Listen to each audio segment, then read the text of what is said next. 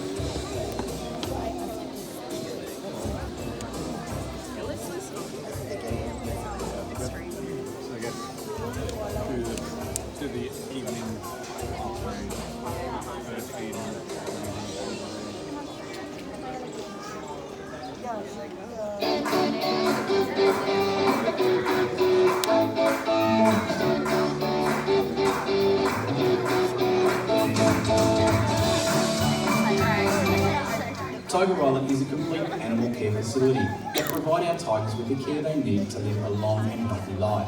The primary purpose of Tiger Island is to raise awareness of the real threat of extinction of tigers in the wild. Through education and fundraising, we can make a positive change to their future. The Dreamworld Wildlife Foundation is the world's largest contributor of money to the globally recognised 21st century tiger, an organisation dedicated to giving wild tigers a future. Thank you for being here and helping us save tigers. Alright, everyone, having a massive round of applause for the Star State presentation as they make their way out.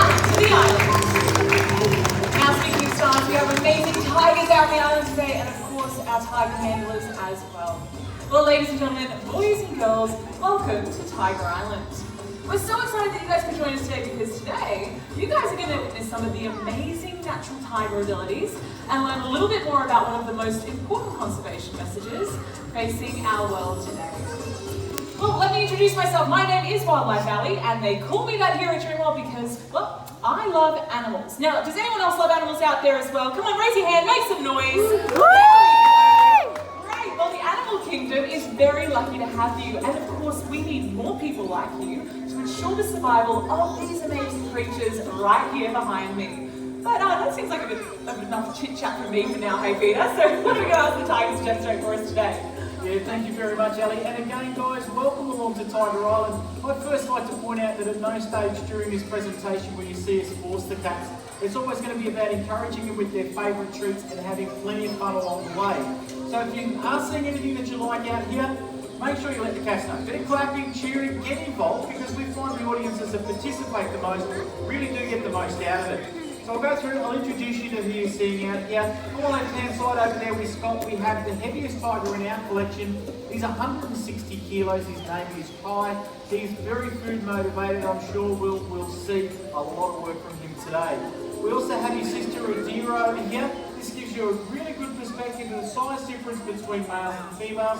She's only weighing at about 115 kilos and is going to be worked by Simon today. Got Mel keeping an eye on the tigers at the back here. They don't always see eye to eye, so an extra pair of eyes for us makes life a little bit easier. But guys, these are the cats that are about to do your presentation. How about we start off right now with a nice big round of applause. Come on, everybody, get right behind the back.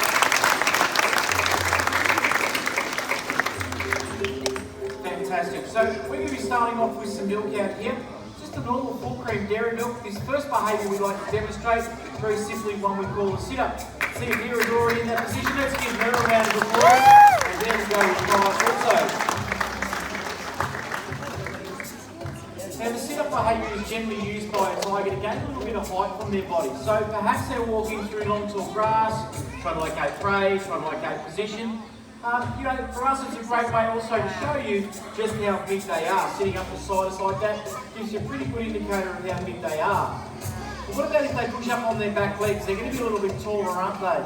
That's what we're going to show you right now, a rise behaviour. We're going to get them to stretch up nice and tall. So if you can imagine that the handlers are trees, tigers being up here to go with 0, and Kai, when he gets himself forward out the goal, also up into the rise behaviour. So as I mentioned, if they remember that a tree, tigers leaning up against the trunk of a tree, digging their claws into the bark, of course is going to leave a visual indicator that they've been there. And let other cats know just how big the dominant male or female of that territory is. Probably feels really nice for them as well. Yeah, how about that? That's 160 kilos on one shoulder. It's not as much as what you might think, alright? I'll show you that in a moment. So yeah, marking territory, great way also to keep the claws in tip-top condition by removing any bit of dead claw that might be there. Now as I mentioned, Scott here would love you to think he's pretty tough, but we're going to show you with Adira over here how we go about doing that. So Simon here is going to get ready to go into what we call a free stance or a fight stance. Now it is a much more advanced position, and not all of our tigers are capable of doing it. He will do it out here on the island, but he won't do it for food. So there we go. Let's give her a big round of applause. So the illusion is now complete. So what they're doing in that position is trying to knock their opponent off balance, bashing them around the face area. Hence the reason they have that collar or ruff there. Very simply what they're trying to do is get their opponent onto the ground, where then they can grab a hold with their claws and strike out with their main weapons, which are their canine teeth. This is what we're going to show you right now. So the guys will just peel back the gun there to give you a bit of a look at it, and this enables us to be able to have a good mouth inspection, make sure everything's going on good inside the mouth. In my hand here I have a plastic replica of a tiger's canine tooth. Okay, so this is including the root. So this here gives you a pretty good impression of how strong the tiger's teeth are.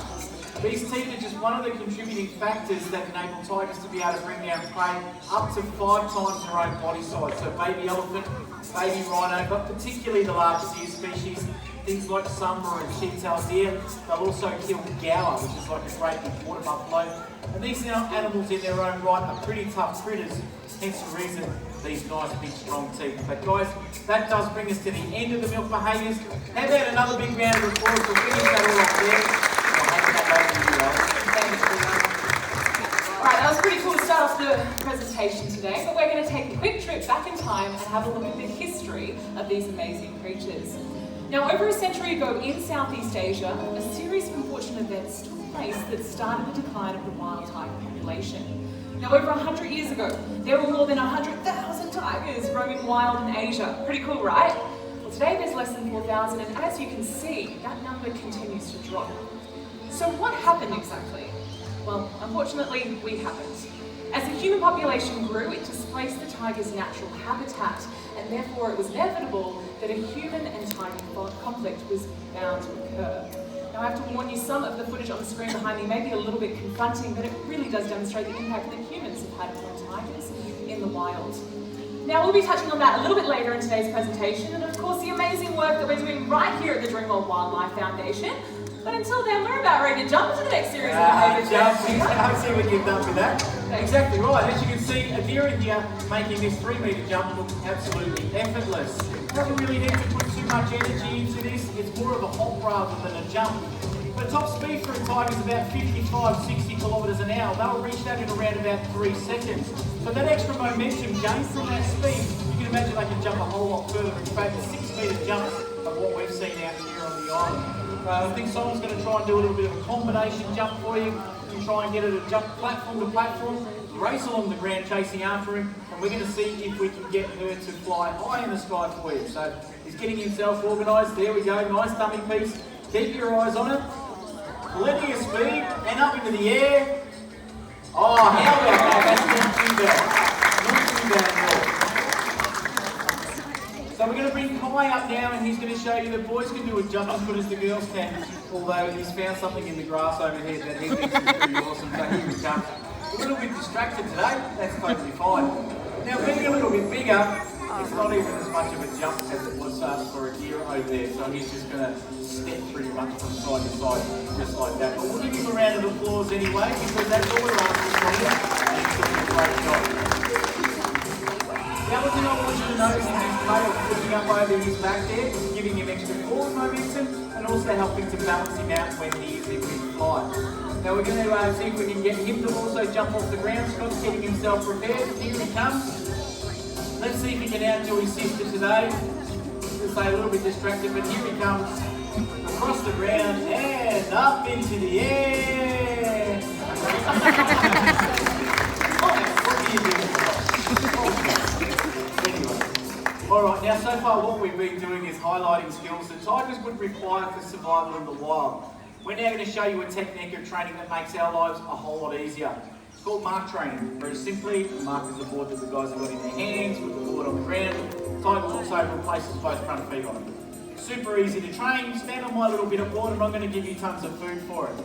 But if we want to take a tiger's temperature, or give them their yearly vaccinations. Maybe we want to bring a vet in nice and close to have a look at any issues that they might have. We can now do that without any stress to the animal, or adding any stress to us, or the vet staff, of course. What about if we want to look at joint movement in older tigers? 2 mark boards move them from point A to point B. So this then extends itself out into doing media work. You want to make a movie or a commercial or a documentary? That's how we would go about doing that. Now, we enjoy being involved in the media work because it has an income. Not an income for us, not an income for Dreamworld, but an income for tigers out there in the wild. Because as Ali touched on earlier in the presentation, they're in some serious trouble. Now, in fact, 15 years is about all we've got left to help save the tiger. Main reasons, deforestation. Not just affecting tigers, it's affecting all species of animals, including us. That as well as poaching. So poaching for their body parts and poaching for their prey. Obviously, we control that. Tigers live on for many years to come. So we can't do that from here at Tiger Island Dreamworld, but we can financially support those groups that go out into the wild each and every week looking for any evidence of illegal poaching that might be going on or the deforestation. So that's where people like yourself come in. If you want to help us to help save the tigers, a couple of simple ways. Our donation boxes that you might have seen around Tiger Island, 100% of whatever's put in there, even if it's only 5 or 10 cents, guys, it all adds up for us, so any little bit helps. As you go through the shop, you'll see these tiger painted paw prints. There's actually footage of that, how we go about doing that coming up here in a moment. bit of non-toxic paint, wait till the tiger's asleep, away we go. We sell them in the shop for $10, okay, for each individual, and the whole $10 goes towards tiger conservation.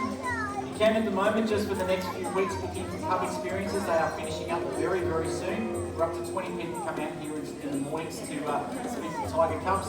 Or at the moment, you can also book in for a cup walking experience. So that's a little bit more exclusive, first up in the morning. Other things that you can do is adopt any one of the tigers that we have out here in the collection. An adoption packages start as low as $20. They do go upwards from there, obviously depending on your budget, but 100% also goes to helping save tigers. Now that is the more serious side of what we do. Of course, we're also about behaviours, and this next one's quite interesting because a lot of the early literature will tell you that tigers can't climb. The theory here is that the tiger is too big, the claws are too small, there's no way they can support their weight in the tree. So who of you out there would like to see a tiger climb this tree right here, right now? Anybody? Yeah! There's quite a few of you out there. Excellent, because we want to show you a tiger climbing a tree. You can see, pretty straightforward. Bit of chicken on the end of the climb pole and get yourself an excited tiger. So Kai, he's found a bit of shade over there and he thinks that's all right at the moment. And you know what? Just be patient with him because here he comes. I mean, this is 160 kilos of tiger that supposedly can't climb a tree.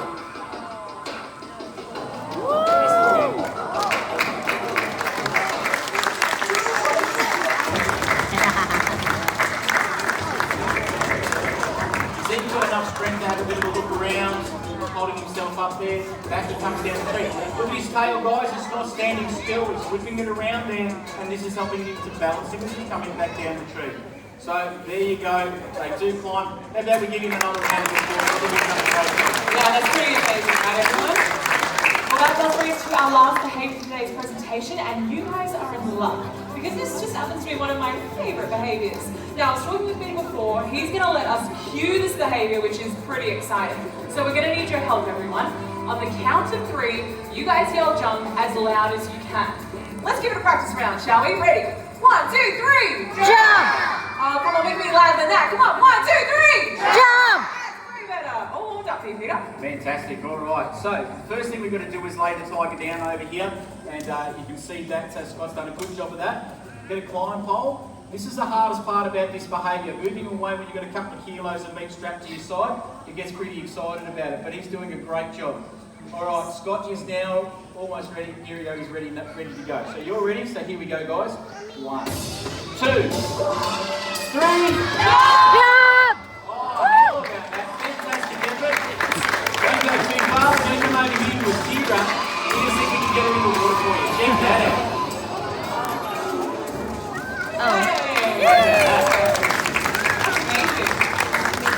Alright, that does bring us to the end of today's presentation. We hope you enjoyed witnessing some of the amazing natural tiger behaviours and, of course, learning a little bit more about one of the most important conservation messages facing our world today.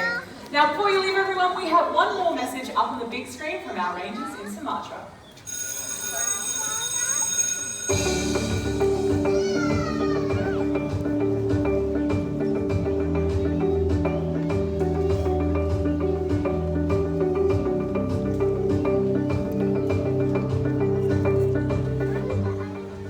Terima kasih atas bantuan dalam pelestarian harimau Sumatera. At that time, it's just one more behaviour. Let's see if this works. Doesn't always work. We have a bit of fun with it. We're going to see if we can get a deer to launch into the pool for you. Off the side of the rock.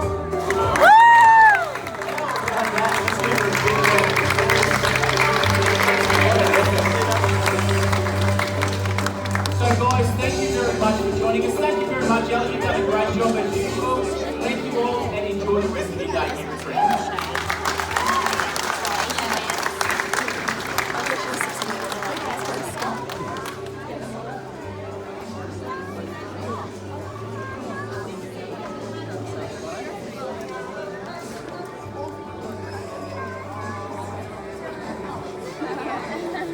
So guys, you're more than welcome to come and join us down at the front here now. We'll bring the cats down close and you can take some photos of them. I'm going to ask that you please use the stairs as you leave the stadium. Also too, please don't step over that railing, but you're more than welcome to come on down the front and take a few close photos.